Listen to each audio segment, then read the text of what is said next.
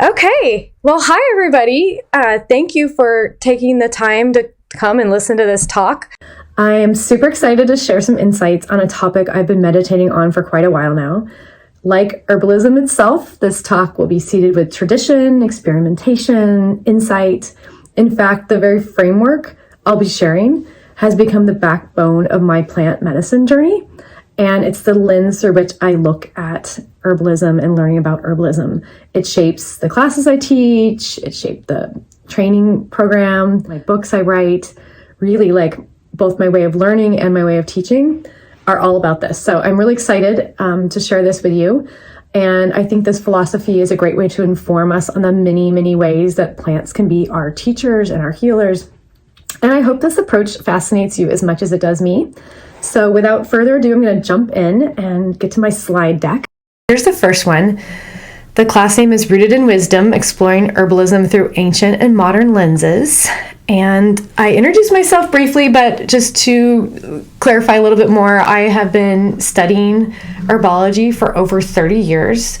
I got into studying herbs to improve my own health and continued throughout college, my young adult life. I was always taking an herb class on top of college classes and learning traditional herbalism from botany and biology classes at university, but also I was in 3 different countries studying. I apprenticed on a medicinal herb farm. So I really explored herbs from every angle. I had the opportunity also to participate in some kind of more unusual learning experiences, like I led research studies. I've sat in plant meditations, both in the field as a student and also in my own living room, which I'm going to teach you about later. But anyway, this diversity of my experience, I think, has been fundamental to my growth as a holistically minded herbalist. And I've always encouraged people to explore the various ways of learning rather than just studying from books or just learning from science. I think those are excellent ways to learn information, but I think that we should have a holistic approach to really everything that we're going to take in from the world and from within ourselves and try to understand.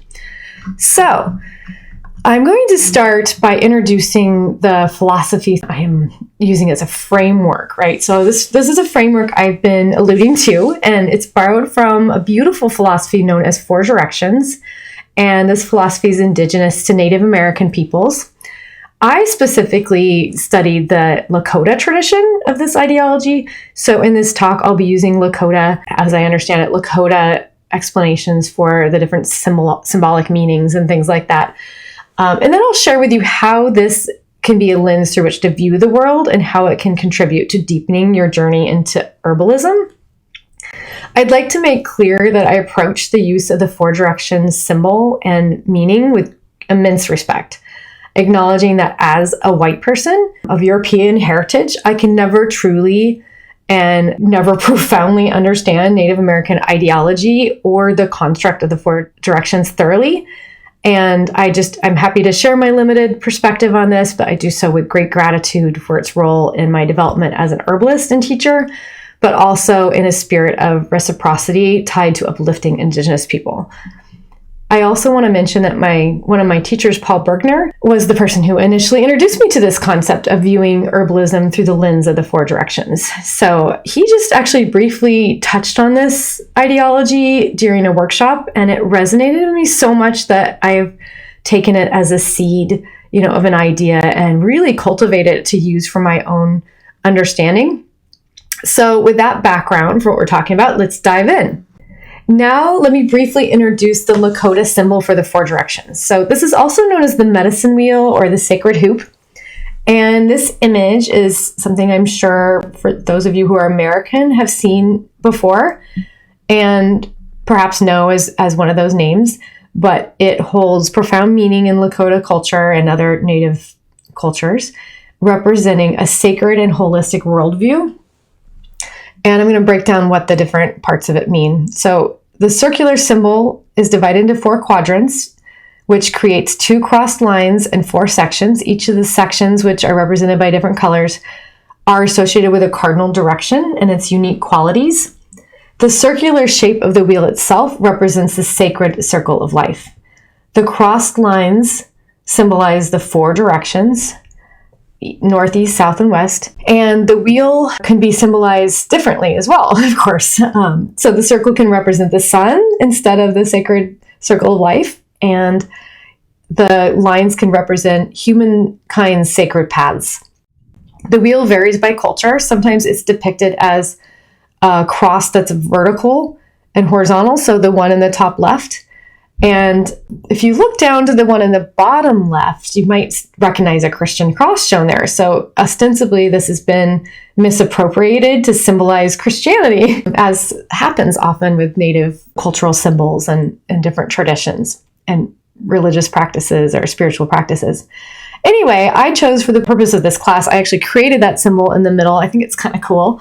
But I chose to put my wheel facing that way with the cross as an X, because I think that from my cultural background and most of us, we see, north as being straight up and south straight down, east and west directly to the side. So I wanted to make it a little bit more in line with how we look at cardinal directions. So universally, this symbol honors the core belief that all living things on earth are interconnected and that all things on earth possess a living essence. This holds such a beautiful significance to me because for a few years, briefly, I studied gemstone therapy, which is fascinating, by the way. And during that time, I still use it in my personal life, but during that time, I found the energetic vibrations of stones to have lifelike qualities. So although they aren't in Western European definition, things that constitute life, right? That they don't have the biology required to actually be alive. According to the Four Directions philosophy, not only is everything alive and living and interconnected, but it must emanate from one of the four directions. So I actually just really like that rocks are included in that. And in college as well, I studied environmental studies as one of my majors. And I like that looking at the earth as an organism itself, and indeed studying plate tectonics, you're like, wow, this is like the cranium plates, it's pretty cool how alive the earth is, and let's include the rocks in that. I love this philosophy. It's so beautiful. So I'm going to provide a lot more detailed information about the significance of each of the four directions as we get more into this, and explain how this understanding can be beneficial to you as someone engaged in the realm and journey into plant medicine. But to conclude with this part of it, the four directions are deeply embedded in symbolism with many layers that I won't touch on tonight. So I'm not going to cover it all by any means. It's important to note that the colors and the meanings can vary among different indigenous groups and even individual Lakota bands. The philosophy and symbol are subjective, right? So they can be highly individual. They can have various versions of medicine wheel. There are some with green in them. I like that I found one with blue for this example, but there's different looks, and basically they hold a different significance for different people sometimes. And also remember that the wheel is spinning. So just because these wheels look different, one in mine, the white is on the top. I mean, they do have to go in the correct order, but it's a spinning wheel. So it doesn't really matter how it's positioned, I guess is what I'm saying. So the classic way of looking at the sacred circle of life would be that things are born, they mature, they reproduce, and they die. And I know I taught my kids a lot about nature growing up, the leaves fall and they turn into the soil, and the seeds need that soil and the foundation and the nutrition of it to give birth, and sprout and become new life. So there's a couple different ways to look at the circle of life. But one thing that really struck me and changed my perspective was when I was in my 20s, I went to Guatemala. I think I was in Antigua, but I saw one of those beautiful, Guatemalan mercados with all the many people, just a rainbow of color. Everybody's so beautiful. And people were, preparing nopales, the cactus, and peeling garlic, and they had all their wonderful food out. And what I noticed about it is that the grandchildren, particularly I noticed the granddaughters, were wearing the same clothing as their grandmothers and their mothers, and it was just wow, and they were doing the same work. So there'd be the older generation preparing something, and then the middle and the younger, and everybody was dressed the same, and everybody was carrying on with this traditional work of the mercado place. And yeah, it just made me really reflect on what a linear ideology I come from, where of course I don't wear what my grandmother wears, like everybody's like always trying to reinvent things, in this like Western mindset of like advancement and like this trajectory of change. And I guess I just wanted to contribute that like perspective on it. So you can think of sacred circle of life as more than the cycle of living and dying, or the cycle of energy being reproduced and never actually going away, but as actually like cultural tradition as well.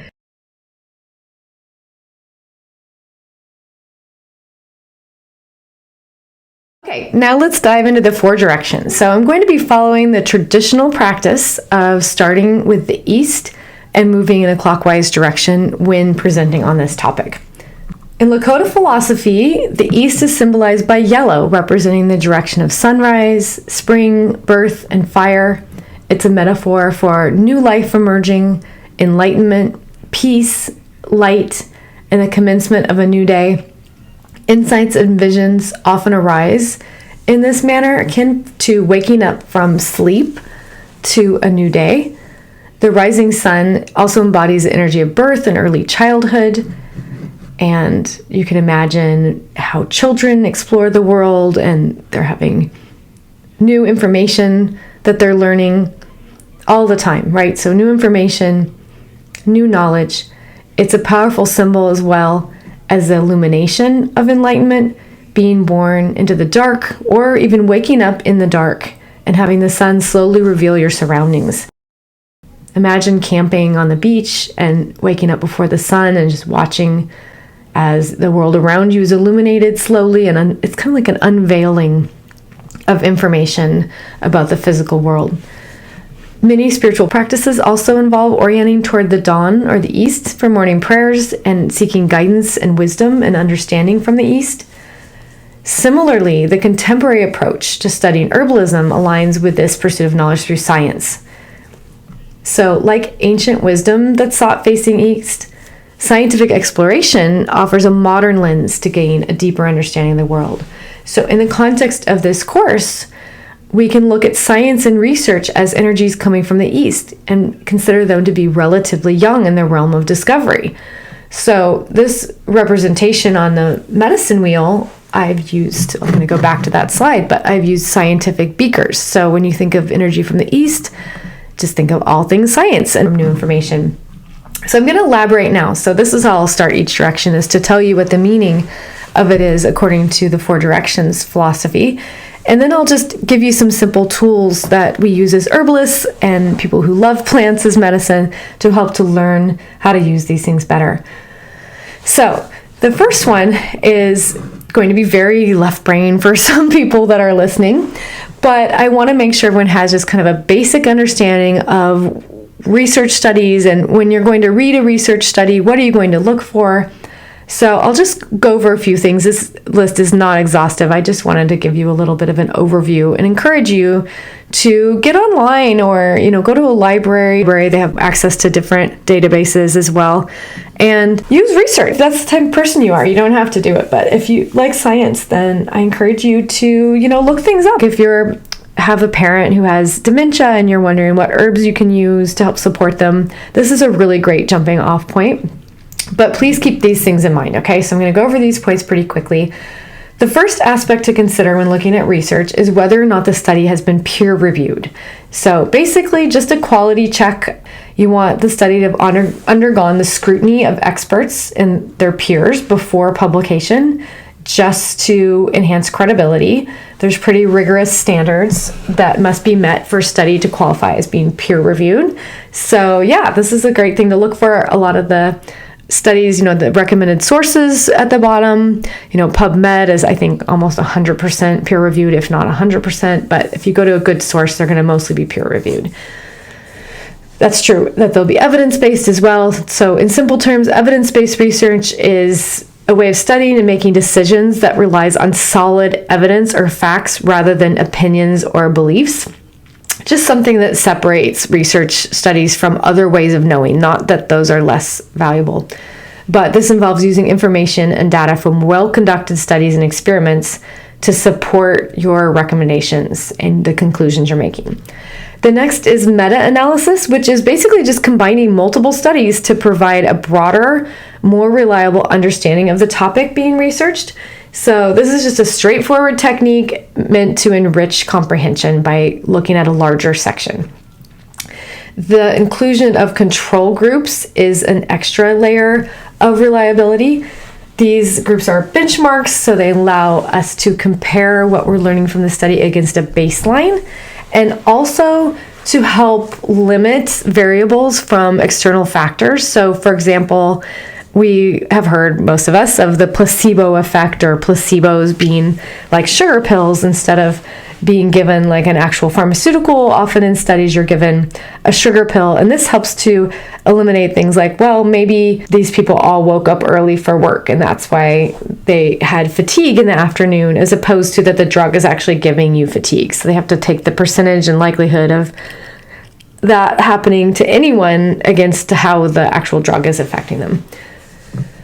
P-value is, although a very crucial number in looking at research and science, it's often misunderstood and it's pretty complex to understand. I actually got on YouTube before presenting to you guys and looked up cartoon versions of how to explain what p-value is, and the shortest one was 10 minutes long, and it was actually, despite being a cartoon, pretty complicated to follow.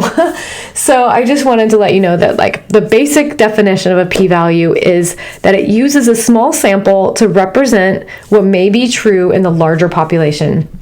So basically, the smaller the p-value, the more significant the result of the research study. And there's some examples there. P-values below 0.05 are considered noteworthy, so that's kind of the highest you want to get, right? And then p-values below 0.001 are highly significant.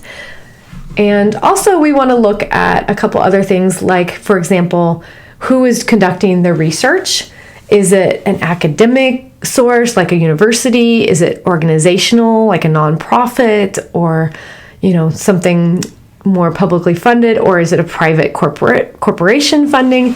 So each of these will have different motives, and this definitely can shape the outcome of the study, and it's a good thing to just be aware of, which is why I listed some of my favorite places to go for research below, but these are just questions to ask when you're looking at research. So with addition of this kind of precision that these things hold studies to, it just makes everything become more clear and more reliable. And just bringing you back to the analogy of the sun rising and that energy of the east, as we understand the world better through these studies, we're just illuminating things more precisely, right? We're getting a better understanding of our world around us. And this is just an example to follow up with that. You can see it says it's a randomized control trial. So that's positive. And the p-value is 0.001. So it's statistically significant. And it also came from PubMed, and a reliable resource, which is a university. So it's an educational study. And yeah, this is just an example.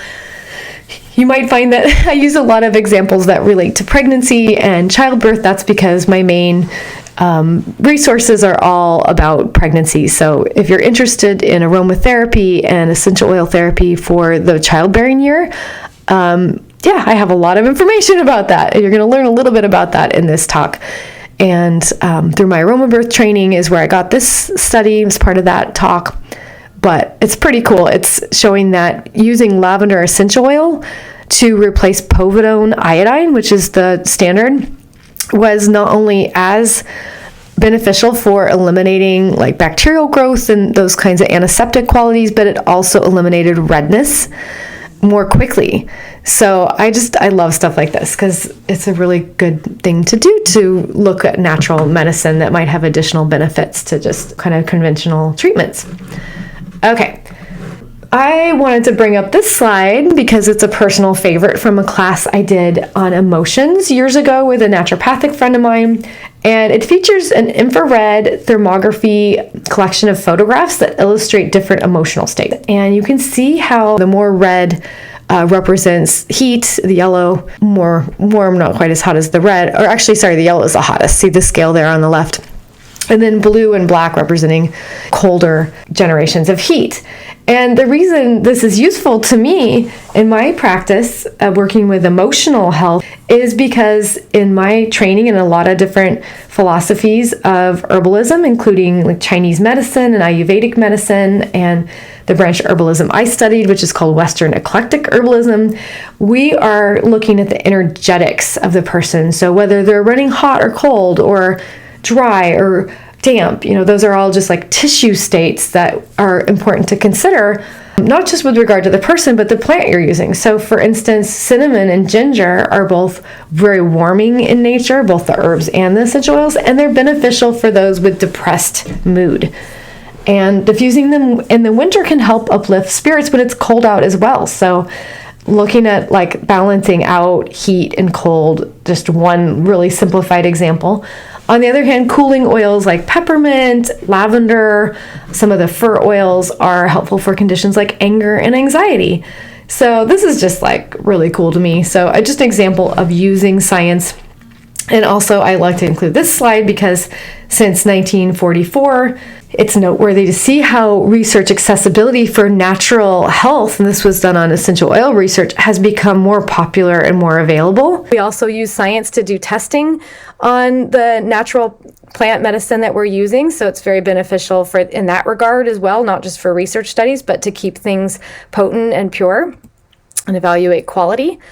So I think this is just a wonderful way, to use research to increase both knowledge about plants, but also the efficacy of the plants you're using. Science has some shortcomings as well, and it's just one lens through which we can learn through. You've probably heard people say science is the gold standard for understanding the physical world. People say about other means of learning, it's not an exact science, right? So people say that a lot if they're doing something that's not measured carefully, for example. But my point is that people think of science as being the definitive gold standard definition and answer for the information we're looking for, as opposed to other ways of learning. But I want to postulate here that science is not always exact. And I'm going to give you a quick example. So this study is pretty old. I think it comes from 2007. And it was one of many studies showing that lavender and tea tree essential oils were linked to estrogenic qualities, and particularly boys' growing breasts after exposure to these essential oils. And basically these theories were debunked by Robert Tisserand, who's an expert on essential oil safety. And he wrote this compelling article in 2013 going through all the studies that were done in the early 2000s and how come they weren't accurate. And if I recall correctly, the solution that was used to apply lavender and tea tree essential oils had phytoestrogens in it. So it actually wasn't the plant itself. It was actually the solution that was the carrier for the plant, or the essential oils. So these studies were all debunked. But then look at this. In 2018, another study comes out showing lavender and tea tree to appear to be hormone disruptors. Similar idea to it, similar constituents involved. I dug more deeply into this, and it looks like the properties of the essential oil, this is really commonly known about essential oils, dissolved the BPA analogs, or the plastic assay plates, in the studies. So that is a very likely reason why these tests came out to detect hormonal activity rather than it being inherent to these plants. So I hope I'm not getting too wordy with you here. Really, the basic takeaway point is that science is not always 100% accurate, and that research comes and goes, and there's a lot of human error involved. So, and also sometimes, there's the factors of bioindividuality to consider. People are all different, so you have to consider things like skin thickness, stages of life, constitution. And I think that we need to take science seriously and learn a lot from it, but also understand that there are fallacies and it's not perfect. And also, on a more positive note about science, because I love science, is that science is insightful. Remember the story of the apple falling on Sir Isaac Newton's head? Whether this is true or a fable, the significance of the idea is important to consider, and that is that science requires insight or imagination. It's not just all facts, right? It's not just all measurements. And here are some quotes that I like about that. Imagination is more important than knowledge. Knowledge is limited. Imagination encircles the world. That's Albert Einstein. Every great advance in science has issued from a new audacity of the imagination. John Dewey, father of pragmatism. A vivid, intuitive imagination for new ideas are not generated by deduction, but by artistically creative imagination. And that's Max Planck, father of quantum theory. So with that in mind, we will move on to the next direction, which is one of my faves. We'll move on to the South. The profound symbolism of the South in Lakota philosophy in the sacred medicine wheel represents youth and adolescence, a time of growth, the beginning of knowledge. It's a time of learning through experience. And it represents mental development of self from this learning. The South is symbolized by the summer, which brings in themes of warmth and abundance, joy, peace, courage, strength, purity of innocence, the peak in the journey of life. It also symbolizes understanding and ability in youth. It embodies the violent hues of red. It represents summer. It is a time of abundance when the ripe red berries are picked and fresh food is preserved. So I'm just imagine this like really high energy season or time of life where you are having experience after experience. You're not just brand new to the world and having things unfold and be enlightened by all these like dizzying images of new discovery as we were in the direction of the East. You're actually out there in the world, developing yourself, bumping your own thoughts against what you're running into and exploring. So I love this idea for studying plant medicine, and it is so important. So in the context of borrowing this 4 directions model of understanding and applying it to different ways of learning herbalism, the South becomes a reminder of the significance and importance of learning from personal experience. While science encourages knowledge, yes, and provides valuable insights, the South encourages us to value the lessons gained through our individual journeys. Personal experience is the starting point for many people who are exploring self-healing with herbs and aromatherapy. Personal experience offers a holistic understanding that transcends theoretical knowledge. Okay, so now let's get into some personal use examples, and I'm going to introduce a few concepts to herbalism that maybe you haven't heard of before. And so first, practical examples. Okay, let's ensure that you're using your new herbs or using your essential oils. It's okay to consult a book or to read research or to listen to the testimonials of others, because we need to have some kind of launching off point to inspire us to feel like we know how to use them, right? So there's nothing wrong with that. But what we're focusing on in this direction is the actual experience of using them. So I want to get a little bit more deep into what's going on during that process. Like, how are you using them? When I teach people how to use essential oils, I often emphasize the importance of including them into daily life. So I have some examples up there on the screen. This is specific to essential oils, and I actually use this a lot with my talks with pregnant women and parents, but I'm sure it can be adapted for a lot of people. But anyway, like if you're going to clean your house, for example, experience essential oils and herbs through your house cleaning products. If you have a baby at diaper time, that's a good reminder, even if it's just for yourself. But since it happens so frequently, a good reminder to apply essential oils or to have an herbal tea or whatever it is you're working with. During work, you can use a thumb drive diffuser to diffuse essential oils. You can keep your pills on your desk. I have Bacopa here, which is really good for mental acuity, and I have that where I work. I also have carrot seed oil. So I do a little seated meditation before I start most work days and smell the carrot seed oil. Not my favorite scent, but it actually is like one of those spiritual oils that kind of helps you to relax and open yourself up for creativity. Also driving time, you can have your herbal tea in your mug every time you go drive, or you can have your tincture in your car or your essential oils on a cotton ball on the vents. There's just so many ways to be like, okay, every day I have to drive to work, or every night I take a bath or a shower, I'm going to bring some herbs there.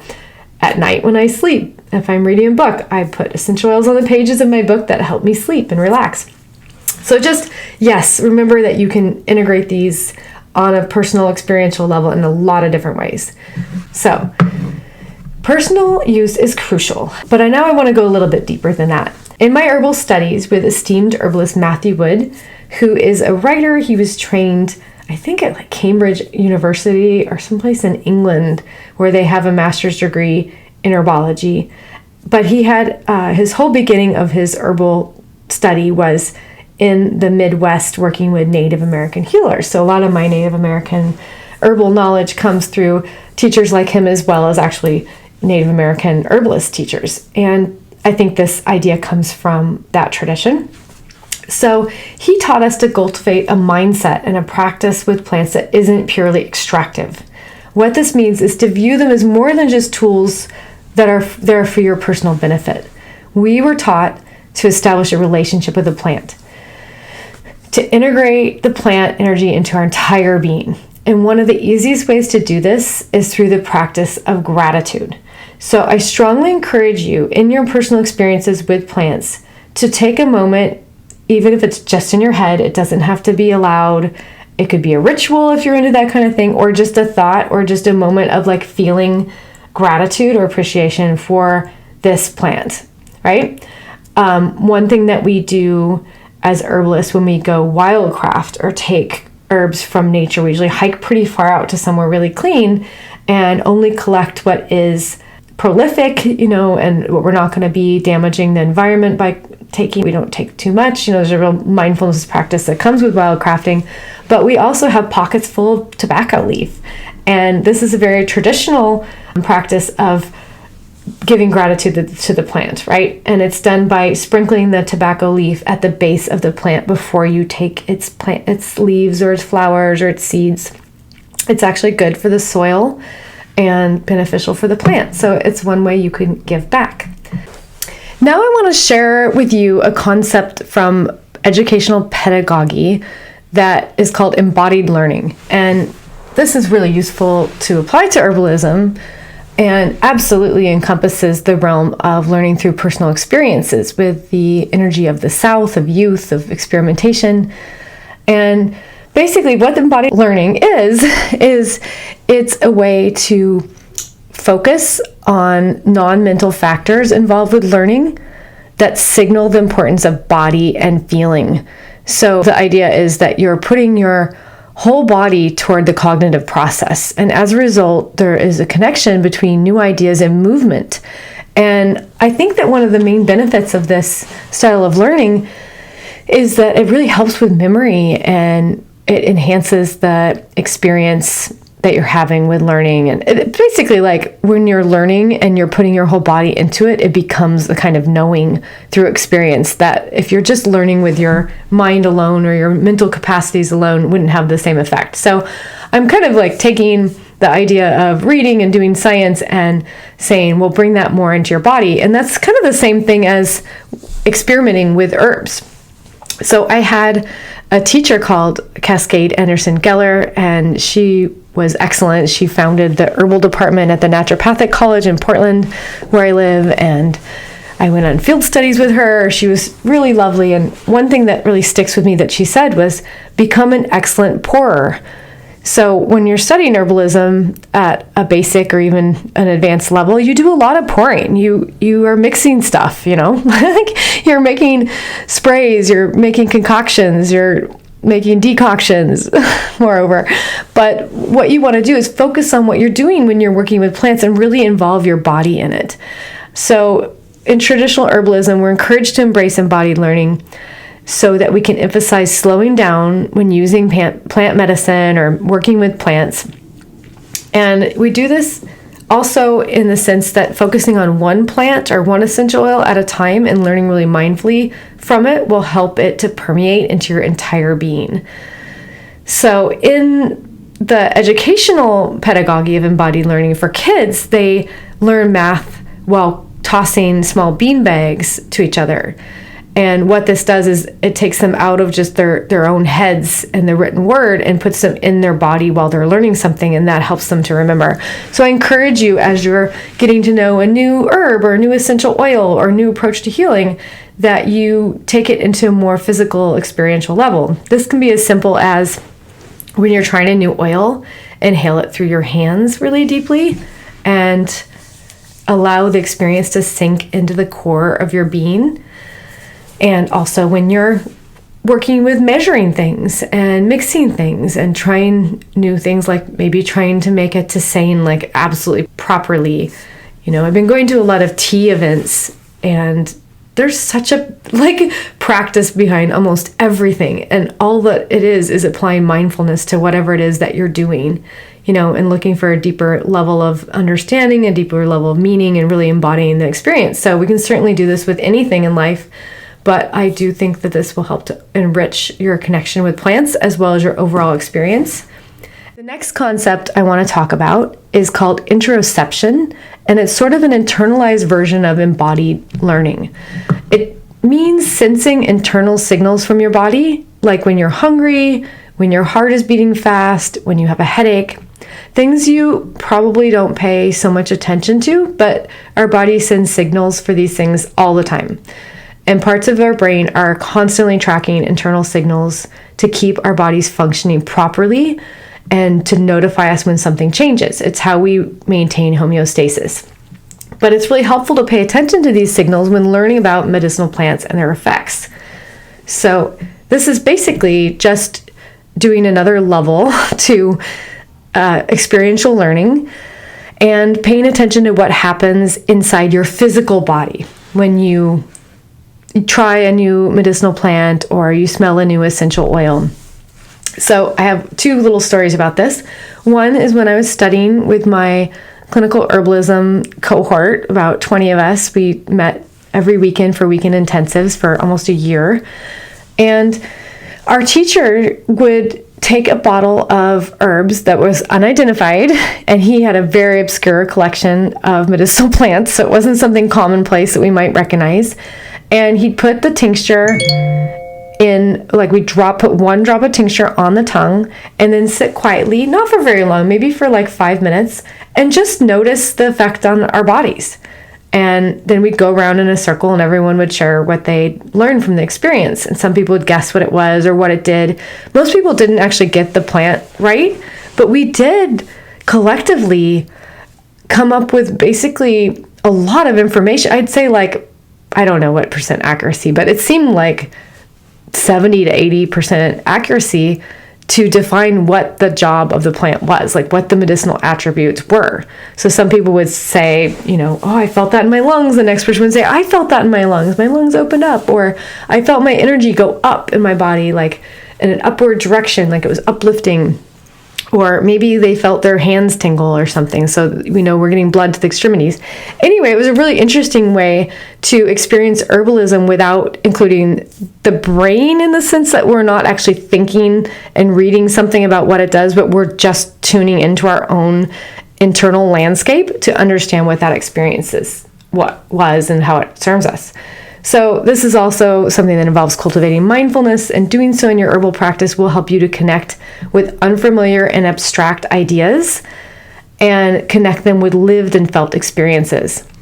So having an essential oil with you, like this peppermint I have right here with me, I've been using it today. It provides an opportunity to immerse myself in its essence throughout the day and inhale this every 4 hours or so.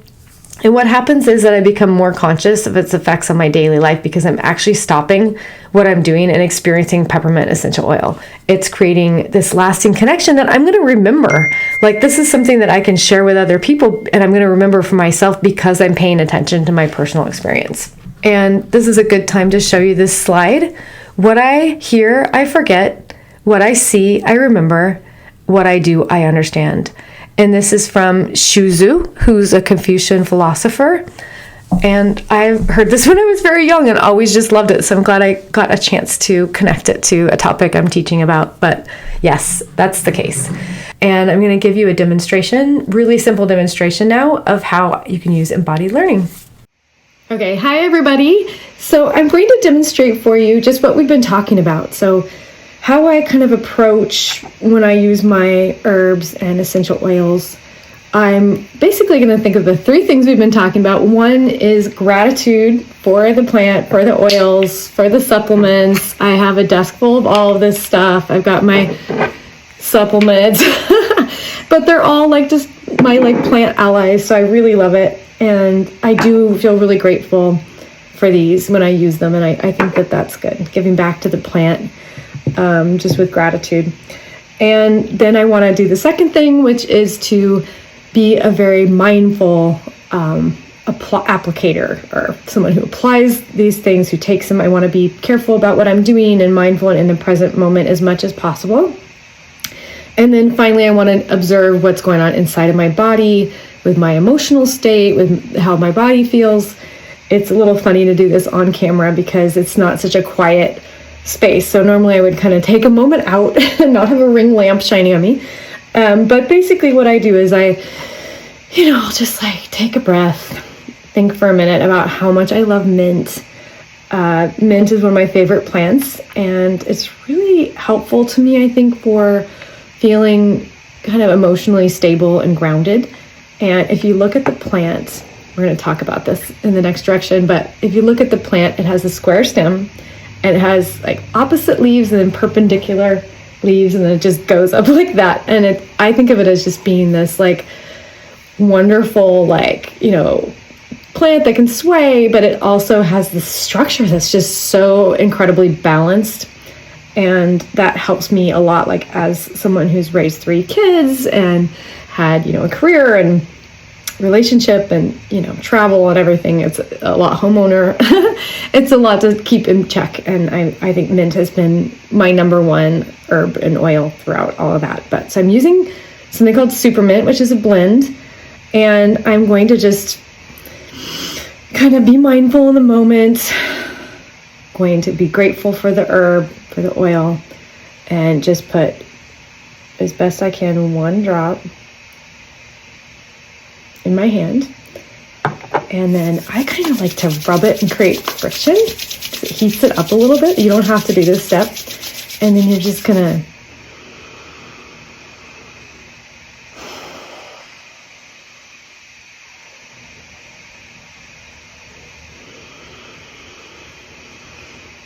so just inhale.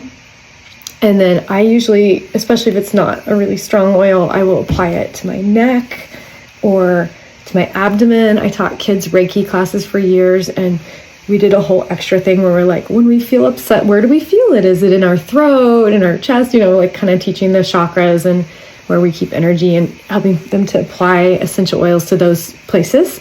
So if you have something emotional going on, pay attention to where in your body that is. And yeah, it just feels great. It feels really great. So now I can pay attention to the fact that my lungs are more open. I didn't have a headache before, but if I had a headache, I would feel better with peppermint.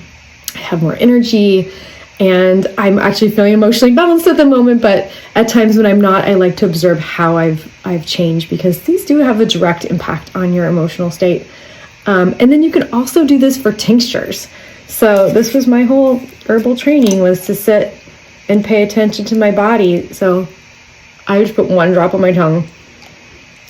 This is St. John's wort, and I know what it is, but it's really interesting to do it with herbs you don't know what they taste like.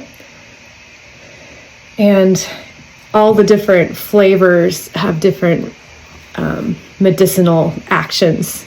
So, for example, bitter is like really cleansing and relaxing. It's super relaxing. So a lot of the things like Roman chamomile has a bitterness to it. So a lot of those nighttime tinctures you might take may taste bitter because they're helping you to rest. So anyway, there's a lot of layers to this, but that's what I do. And one more thing I want to add to this has to do with testimonials. I'm going to share a few of those with you and explain why this is important. So now we're all tuned in, right? We're using the oils every day. We have them like laid out in the path of our day so that we remember to use them. We're using herbs. And we're using more embodied learning practices. So we're being careful to the way we pour and the way we smell, and like paying attention to how we're using the herbs. And we're also paying attention to our internal landscape and how our bodies are changing with the use of the herbs. So let's talk about testimonials. So they often narrate other people's experiences. So this isn't really the energy from the South, right? It's not really our own experience. But as we accumulate our own experiences, sharing them becomes a powerful way to disseminate information, especially in personal interactions. So testimonials may not follow scientific studies rigor. They may lack controlled environments or comparison groups, but they offer unique insights. So we're going to look at a few examples here. And what I want to say is just to remember to share your personal experiences with others, and don't feel like they don't hold any value because it wasn't a large meta-analysis study that was done in a clinical lab, by doctors. It still has relevance. So this photo, which you've been looking at for a while now, this woman obviously has pretty acute varicosities, and she tried 50 drops of Helichrysum essential oil and 8 ounces of lotion over the course of 30 days. She applied that probably in an upward motion up her legs. Helichrysum is what I think of as the essential oil version of arnica, which is known for bodily pain and inflammation. Helichrysum is also astringent, so this can help to tighten blood vessels and also help with inflammation. But anyway, check this out. 6 weeks after treatment, that's pretty remarkable. Now, do I wish that she would have had her pants up above her knees like in the first picture? Yep. I also would have been nice to have a few more photos, but still, I like that she recorded her experience for us, because I've recommended this to some of my pregnant clients who have varicose veins during pregnancy. And I've also tried something similar, geranium essential, on my own legs. I had a few veins after having 3 kids, and it does help a lot. Like we also both had positive experiences. So this was really helpful for me. This now is another compelling testimonial, and this involves the use of oregano essential oil with MRSA, which is considered to be a superbug or a super bacteria, which is an potent bacterial infection. And basically, it's super bacteria, if you don't know what that is, they're bacteria that attenuate their chemical makeup to become antibiotic resistant. And the way that MRSA does that is by making this outer peptide shell that's kind of like an M&M shell, like it's a harder casing, and traditional or conventional antibiotic medication can't penetrate through that hard outer shell. But the unique thing about oregano is that it can. It has a constituent called carvacrol, and carvacrol is almost like a screwdriver that can break through this peptide shell and actually kill the bacteria. So this is pretty amazing. And again, these examples lack structure. They don't have a control group, but they highlight the profound impact of essential oils on personal well-being. Although in this case, it's not only a testimonial, there is actually a very good study on oregano and MRSA. And there are things that, if I ever had MRSA or knew someone with MRSA, I would absolutely recommend, because there's very little likelihood of harm being done. Why not go about your allopathic treatment, but also include essential oils, right? So this is the way in which I think it's really wonderful to take your personal experience and share it with others. And we're going to move on to the next section.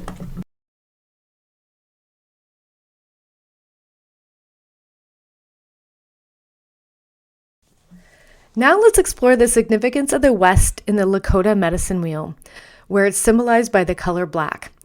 To the west, the sun sets and the day ends. For this reason, the west signifies end of life and the sharing of wisdom with others.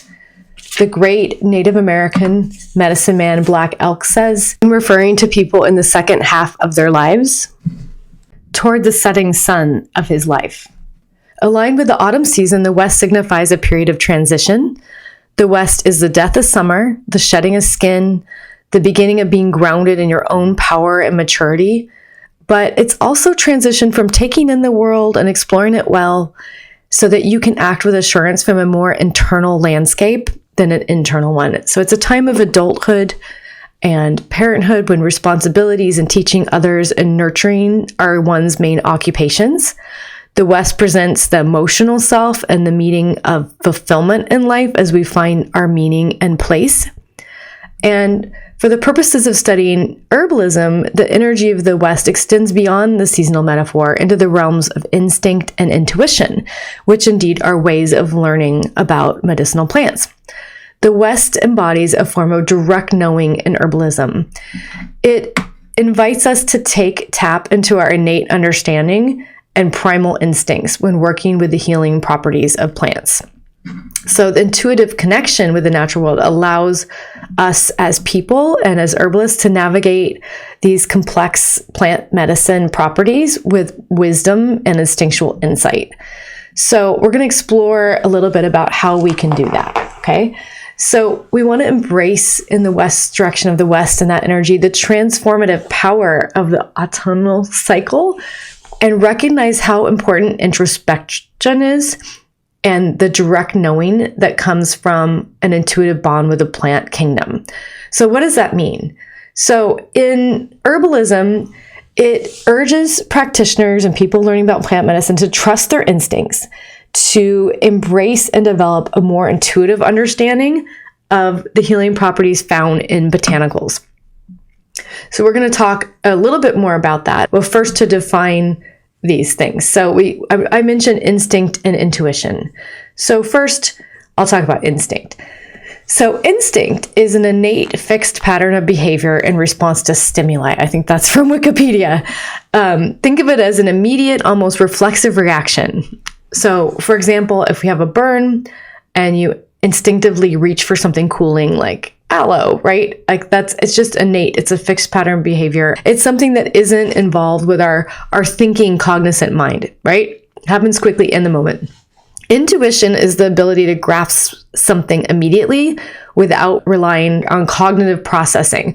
So this too is going to tap into our perceptive and feeling senses rather than our conscious reasoning. So both of these things aren't taking place in the cerebral cortex, the thinking part of our brain. I really love this for aromatherapy and the sense of smell, because out of our senses, that's the only sense that we have that bypasses the cerebral cortex, our thinking part of our brain, and goes directly to the limbic system, which is the seat of instinctual behavior. And I think that's really cool that that's so connected just inherently with one of my main focuses as an herbalist, aromatherapy. But everybody possesses this capacity to develop intuition. Certainly not an exclusive skill, but it's one that can be finely tuned. It's something that, like anything else, we can develop. And considering the incredible capabilities of our brains, we only use around 10% of our brains, most of us. Intuition becomes a really fascinating avenue for taking in information at a different level, especially with the realm of natural medicine. So I actually think that there's a lot of insight that comes from being in a different brainwave state, and I'm going to share some of my ideas about that in a few moments. I just want to again point out that tapping into a different mode of understanding and trusting insights, even when they haven't been sourced from a book or something else, is something that's historically been done for thousands of years. So indigenous people relied heavily on instinct and intuition for learning about plants, and they deeply connected with the earth and the surroundings of the earth. And it's something that debunks a common misconception. So when I was younger, I just assumed that people learned from trial and error. And if they had a plant that had harmful consequences, well, they probably just dropped dead, right? That was my thinking. I think there's a common kind of thread in our culture that points toward that. But in fact, after interviewing and studying with indigenous cultures in more than one country, more than one tradition, and also I've looked this up and researched this, that's not true. They actually had a relationship with the plants. That is how they learned this information. It wasn't through trial and error. In herbalism, we call this concept direct knowing. So there are a couple quotes here from herbalists I've studied with over the years. Both of these women I did online classes with. This first one is Cammie McBride, no relationship with my family. And she says about direct knowing, So the thing is, not everything the plants do has been written down. The plants are evolving just like we are. It is up to us to keep our herbal studies relevant and in present time through deep communication with the plants themselves and learning how to listen to the plants as direct teachers. And then this from Kiva Rose. Energetics and actions are not lists of correspondence and memorizable terms, but rather a mode of perception through our senses, a way of listening to the language of the plants with our bodies. This could also go in the embodied learning section, but the idea of perception through our senses leading to moments of intuition is an important concept to grasp, because it's my belief that our brains are so powerful, as I alluded to earlier, that we collect information all the time through our senses, through our bodies, through our minds, and we don't recall everything. Like, we store it away, and then sometimes moments of intuition are just being able to relax enough to tap in to the alpha brain state, which I'll talk about in a moment, and have a better memory, really, and pull more insights out of our collective database of experiences. And I did want to include this here because that includes embodied learning, and it includes what we read in a book, and getting into an alpha state or a state of mind where we are actually open to receiving a higher level of intelligence. That's kind of my belief. So this also fits in this section to me. So in our culture, there's this perception that dismisses such practices as less important than scientific approaches or more tangible personal experience. It's labeled as a woo-woo or imaginary mindset. However, this is not a traditional way of thinking about intuition and about being in more of a meditative, deeper state of connection with the earth around us and learning through that.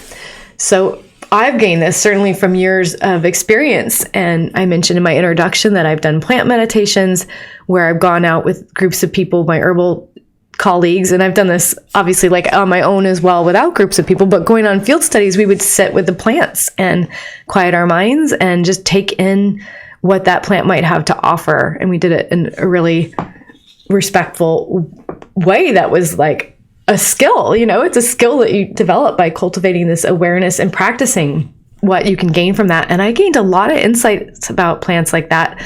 And I do it a little bit differently now. Sometimes I mention putting the tincture on your tongue, meaning your personal experience, but you can also tap into a different brainwave state and tap more into your intuition when you're doing that, or when you're inhaling a new essential oil, like my demonstration. So let's embark a little bit on this process.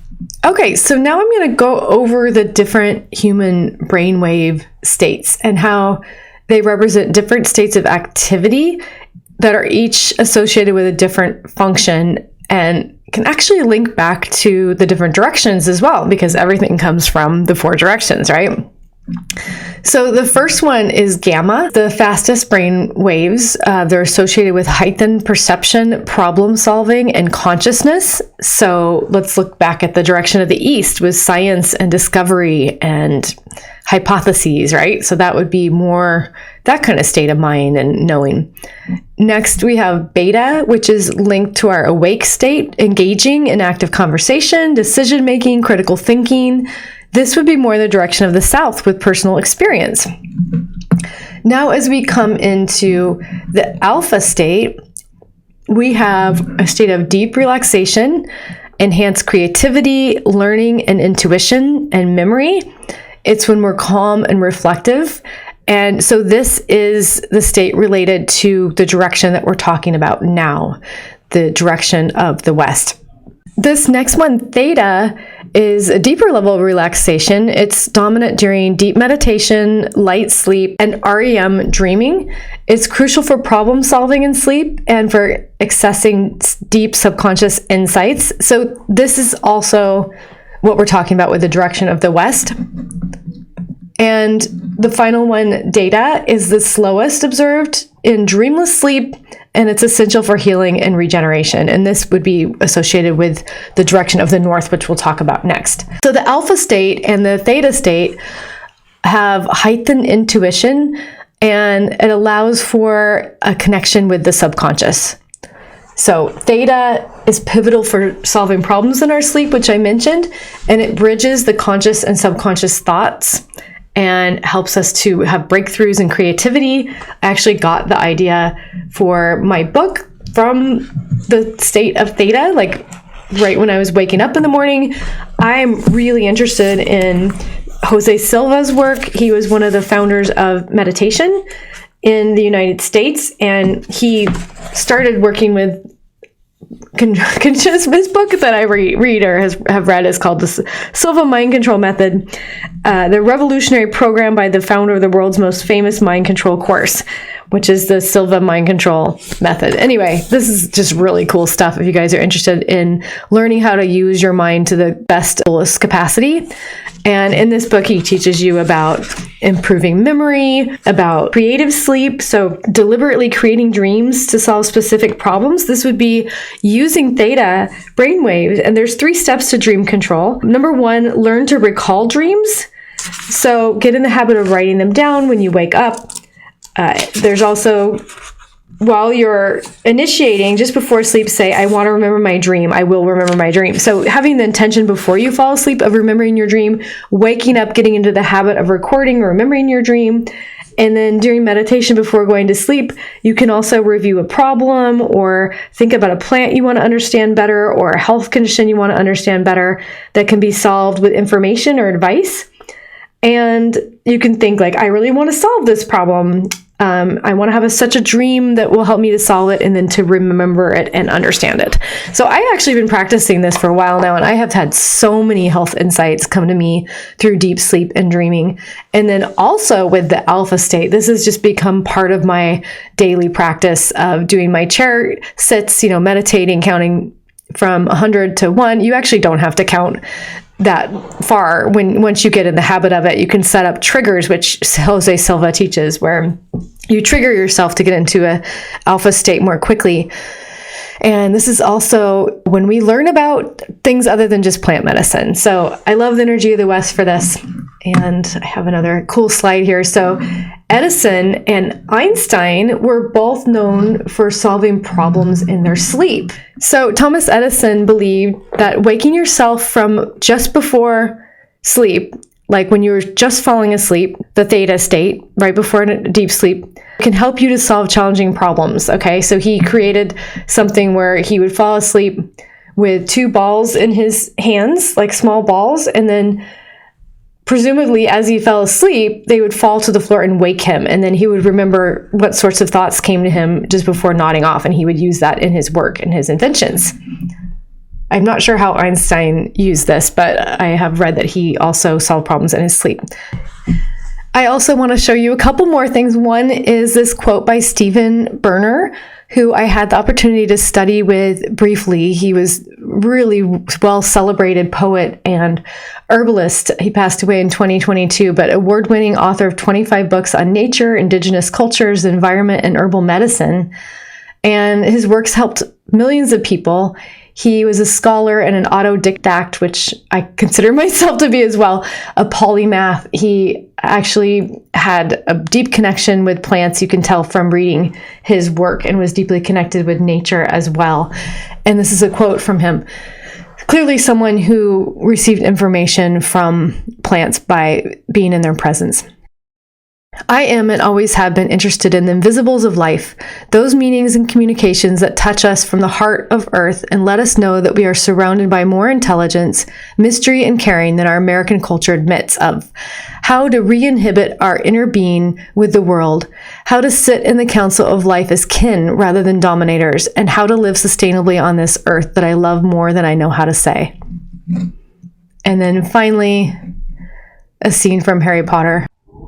Professor?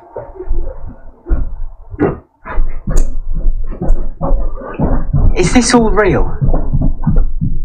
Or is it just happening inside my head? Of course it's happening inside your head, Harry. Why should that mean that it's not real?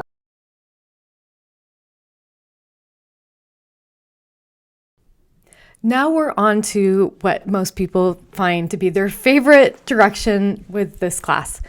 So symbolized by the color associated with the trials of winter, the north encompasses narratives woven into this season of life. Tales of endurance, the challenges faced, the enduring strengths that arise from overcoming adversities. The northern section of the wheel is white. It represents elders, grandparents, and death. I used the symbol of the book with plants growing out of it to symbolize traditional wisdom gained from herbal practices that span across centuries. The white also symbolizes the hair of the elders and their years of learning. This is a place of wisdom and imparting knowledge gained from a lifetime of living into the physical world to the younger generations. So this is a time of reflection, of rest. We have an increased understanding of the aspects of the spiritual world. And certainly in the context of herbalism, this wisdom from the north is crucial, this traditional knowledge, and it serves as kind of a bedrock rooted in traditional knowledge and usage that has been passed down through generations and generations from all parts of the world. This ancestral wisdom forms an integral part of herbalism. This is where a lot of herbalism gets its foundation. So this is all actually originating, as we discussed, in the direction of the West from a deep and sacred connection with the earth. And indigenous cultures created this traditional wisdom. So we have a lot of information that's really valuable here in traditional use. And we consider it much like resilient plants that endure the hardships of winter. The traditional wisdom of the North provides herbalists with a tapestry of knowledge that transcends over time. It survives the test of time. And let's honor these teachings of the North. I think they're really profound and special. A lot of them come to us through books, but of course there's oral tradition and passing on in a lineage of herbalism and herbalists.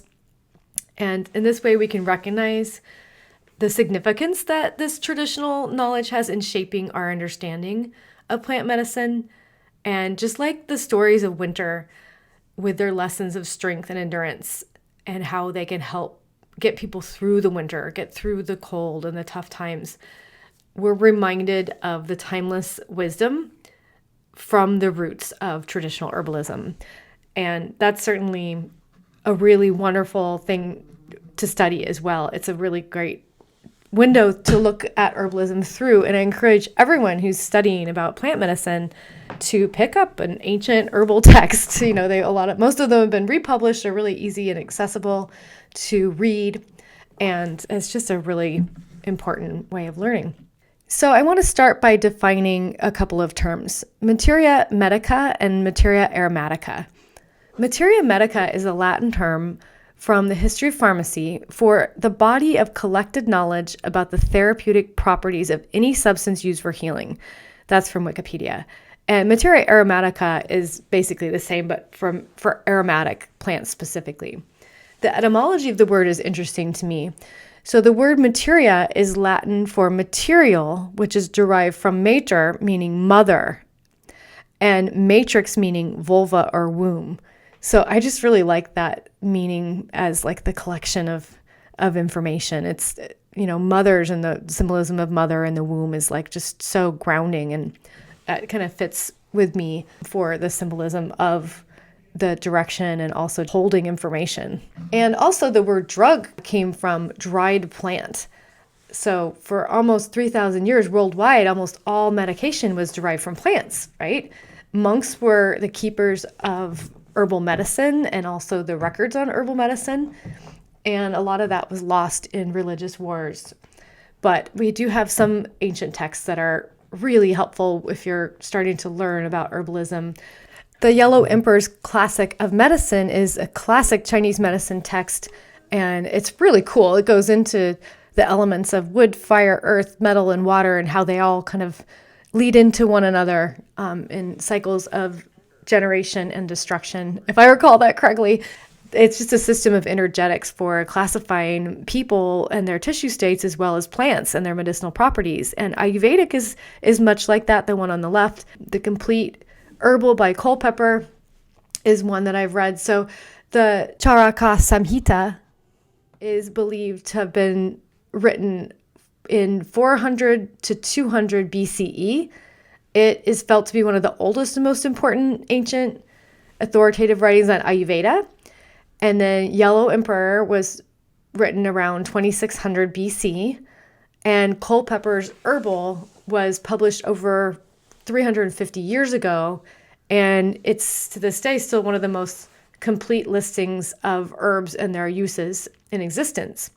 A few more, I'm going to sadly not get the name right for this, but the opinion is, sounds like Xinang Bin Chao Jing is one of the earliest written medical books in China, written during the Eastern Han Dynasty between 200 and 250 CE.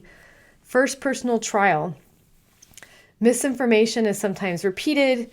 And like I said in the science part, in the first part of this talk, that sometimes you get the study wrong because of certain variables. But sometimes also there's things like that in traditional texts. So in Culpeper's text, he labeled lavender and other plants like peppermint and frankincense as amenagogues, which means brings on menses. And that was misinterpreted in more modern times to mean that those plants caused abortion or were abortifacients. So that was a big misnomer that's still repeated. I mean, I go online all the time and look up articles because I teach people how to use essential oils during pregnancy and childbirth. And I have to over and over again tell people, no, you can have peppermint, you can have lavender during pregnancy. They're actually really wonderful for that. And they're amenagogues, but they're not going to cause abortion. So that's just an example of how people in modern times have misinterpreted ancient texts. But for the most part, they're just extremely useful. And it's pretty cool that we have access to these. So I want to introduce the doctrine of signatures. It is a tool used by herbalists since ancient times, since the time of Plato. It's been used around the world in pre-modern cultures on nearly every continent. The philosophy behind the doctrine states that herbs resemble various parts of the body and can be used to treat the ailments of those parts. Now, it actually goes beyond that. The plant can resemble the disease, the organ, or the person it will heal. So more than just resembling parts of the body. But I love this tool. When I first heard it, I thought it was a little like silly, and I didn't really believe it had much substance behind it because I'm kind of like science minded. But actually, it really is profound how significant this doctrine of signatures is, and the fact that it's stood the test of time for thousands of years and was something found in every continent is pretty convincing that it's worth your time in looking at.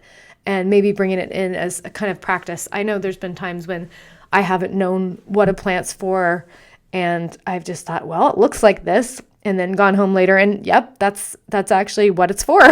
So it's pretty remarkable. And then it's also just a good tool for memorizing things. So if you make an association with a plant and then memorize its uses based on how it looks, you won't forget as easily.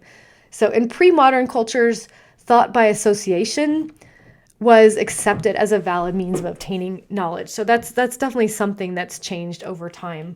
Anyway, this has been the basis of medicine in some traditions where disease has patterns and the plant has patterns similar to the law of similars or like treats like. That's another herbal philosophy.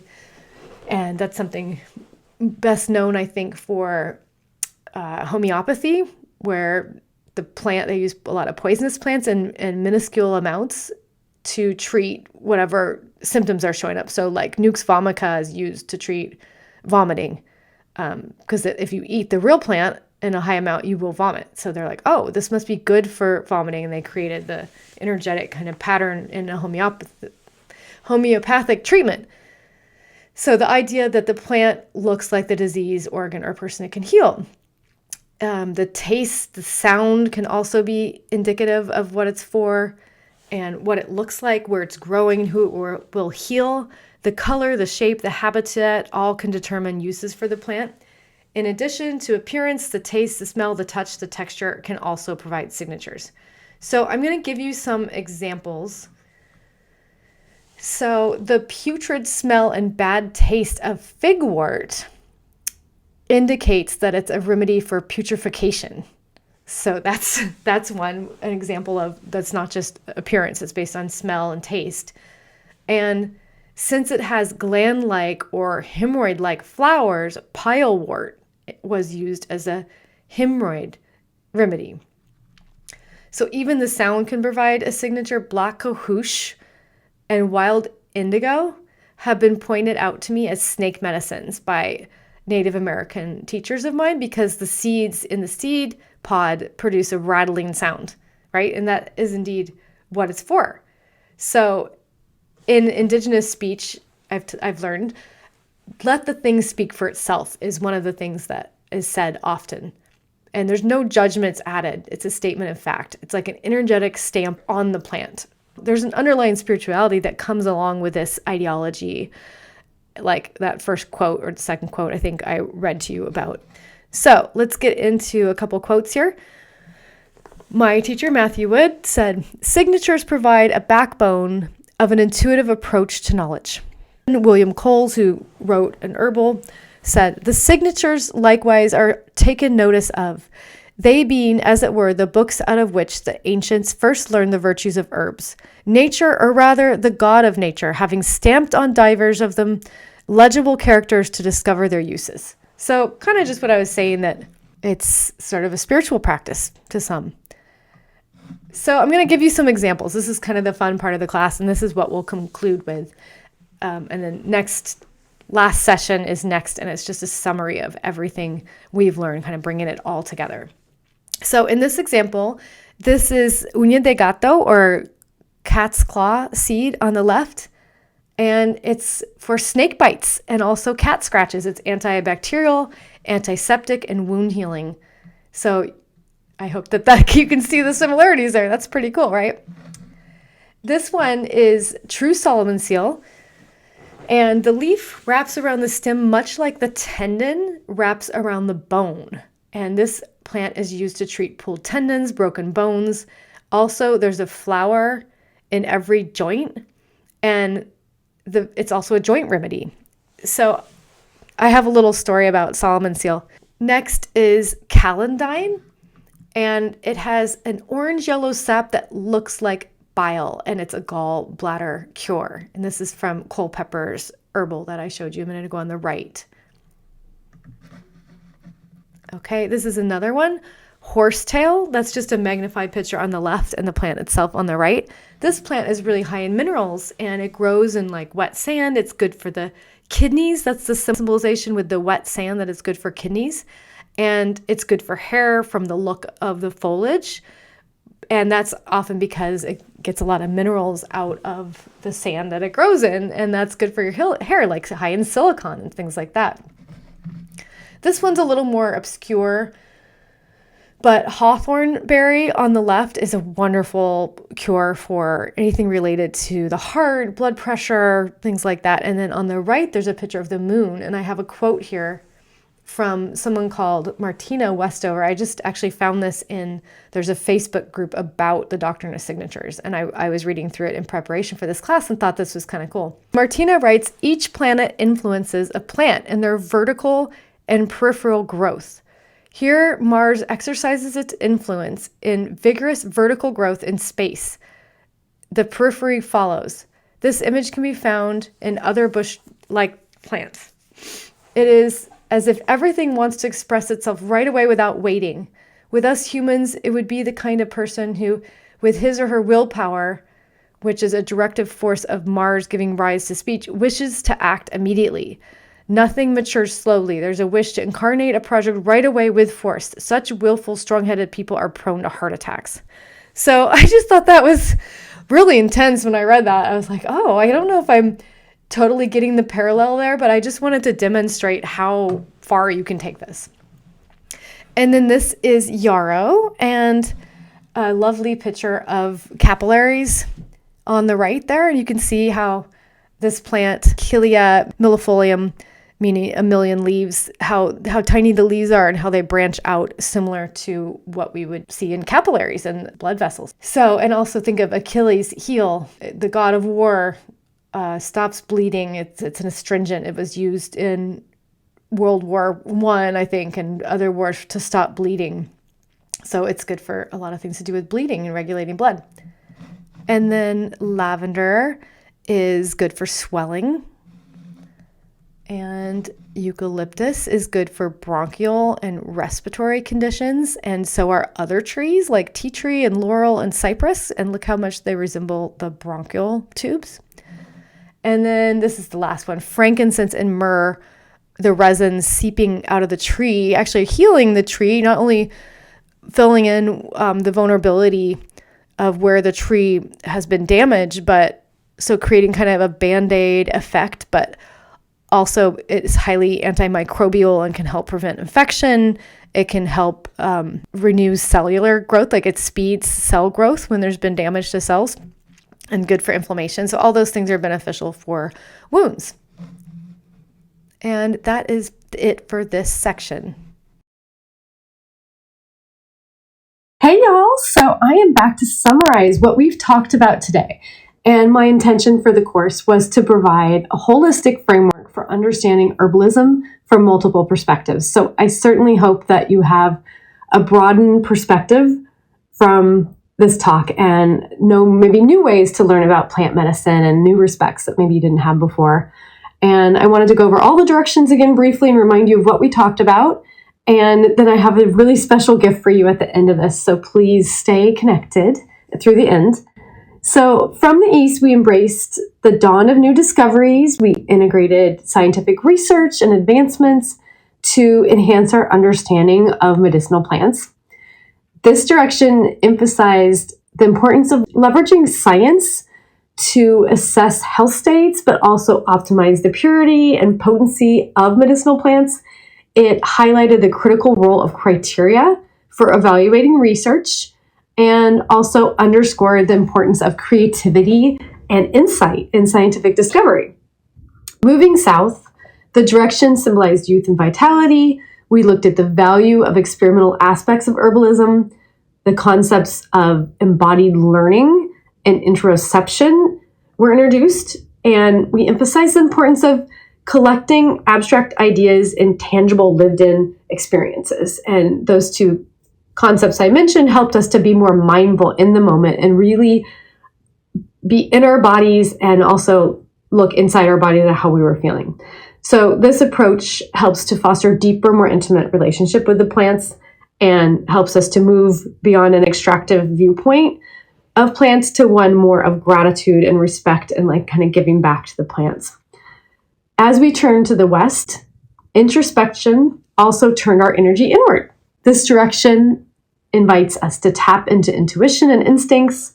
These are invaluable, indispensable tools for herbalists navigating the intricate landscape of plant medicine. And they're certainly tools to carry on to almost everything you do in life, right?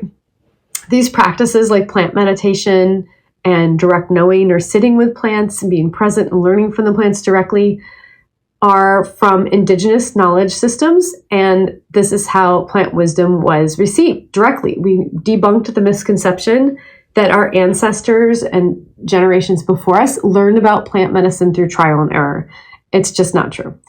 This intuitive connection that's ancient enriches our understanding and allows for profound communion with the natural world. We looked at different brainwave patterns, particularly the alpha and theta brainwave patterns, and how they can be leveraged with meditation just before sleeping and waking, and even in dreams to help facilitate intuitive knowledge acquisition. And finally, in the North, we came into the realm of wisdom and the cycle of life and death ending, where tradition and lineage convey timeless knowledge. This was done through the study of ancient texts, oral storytelling, the doctrine of signatures, the materia medica. These things reminded us of foundational principles of herbalism.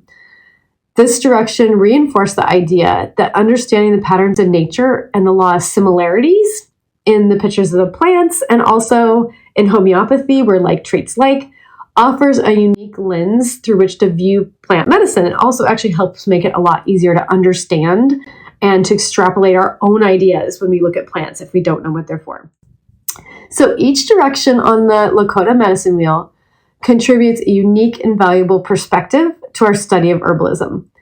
By weaving together the threads of science, personal experience, intuitive practice, and traditional wisdom, we construct a holistic view of plant medicine.